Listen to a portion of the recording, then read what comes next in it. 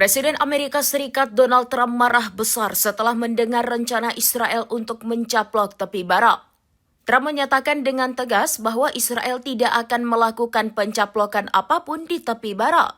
Pernyataan ini muncul di tengah kemarahan mendalam dari pejabat pemerintahannya setelah parlemen Israel Knesset memajukan legislasi awal untuk pencaplokan sebagian wilayah tepi barat bertepatan dengan kunjungan Wakil Presiden Amerika Serikat J.D. Vance.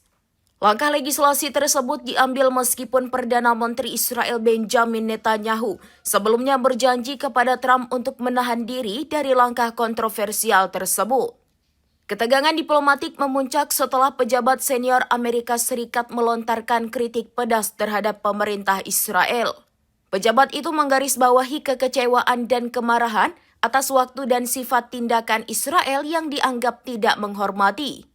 Ketidakpuasan Amerika Serikat diperkuat oleh laporan dari Channel 12 yang menyebutkan bahwa seorang pejabat Amerika Serikat lain memperingatkan bahwa Presiden Trump akan mengambil tindakan keras terhadap Perdana Menteri Benjamin Netanyahu jika ia membahayakan kesepakatan gencatan senjata Gaza dan pembebasan sandera yang sedang dinegosiasikan.